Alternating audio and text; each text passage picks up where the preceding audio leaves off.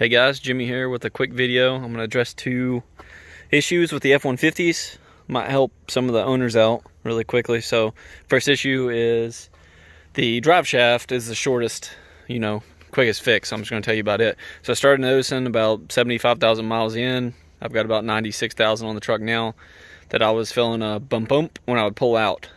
If I barely pulled out, I didn't feel it, but if I gave it like quite a bit of gas, I would feel it. It was almost like something was shifting or something was loose. So I would be, reading forums. People were talking about, shocks and leaf springs and all that. Well, I finally found a forum where somebody said that it was the slip yoke in the drive shaft.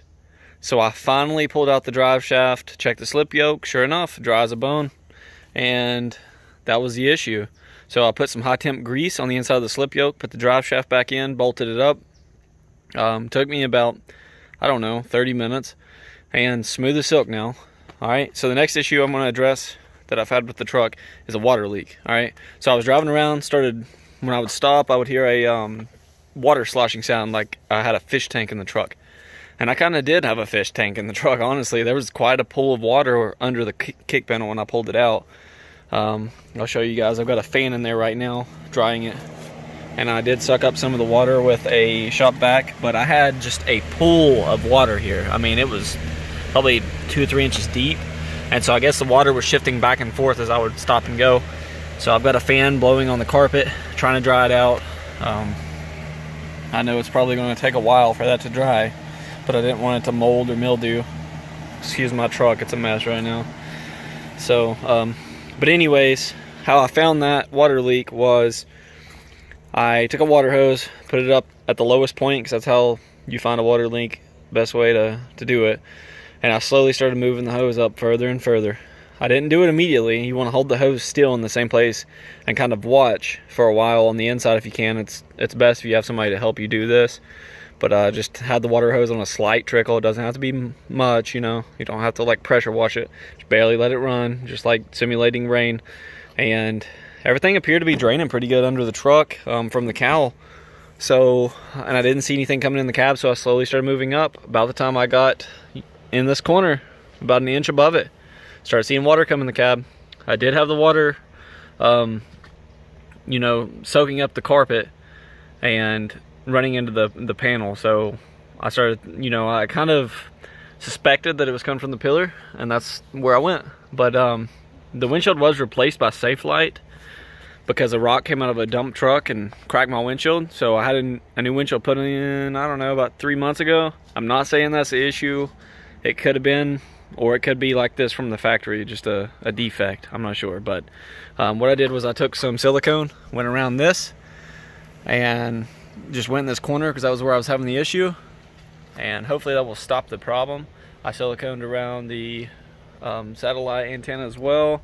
Came to the back of the cab, put some around these little rubber areas here. And also I went around the third brake light housing again. And even though this is a new housing and they supposedly changed the gasket, I did put silicone around the top and the sides to try to keep some of that water out. So hopefully this fixes the issue. If it does, I'll do a more in-depth seal on it. I'll take my time and actually add to that silicone that I put around there, clean it up a little bit. But if you can see, there's a corner, and it could be coming under this little rubber flap, that was installed. I'm not sure if that was the issue, but that could be the issue. So to diagnose it, I just kind of siliconed everything off. So here in about, 3 or 4 hours and everything dries good, I'll put the hose back to it, and hopefully we don't see water coming in. But other than that, the F-150's been a good truck. Oil changes are pretty straightforward. It's kind of a pain to replace the O-ring on the filter. There's a little tiny O-ring. You'll see if you own one, you change it yourself. I moved to Massachusetts up here for work, and they want $100 to change the oil, and I can do it myself for like 15 bucks, and plus the filter. So thinking about 20-25 bucks in 30 minutes.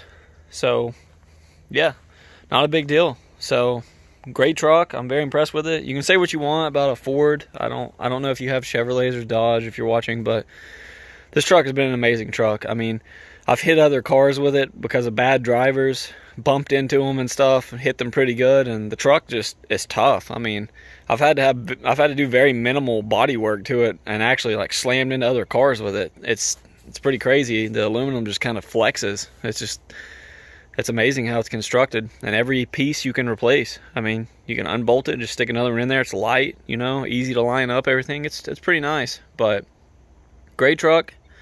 I've never had a Ford leave me stranded. I have 3 Ford trucks, and I grew up around Fords. My dad owns Chevrolets, and he still likes Fords better. That's pretty crazy, but yeah. So thanks for watching. If you guys have any questions, be sure to ask me. I do know a lot about this truck. I did replace the headlights, put a black bezel in there to give it more of an aggressive stance. So, but guys, have a good day. Stay corona free.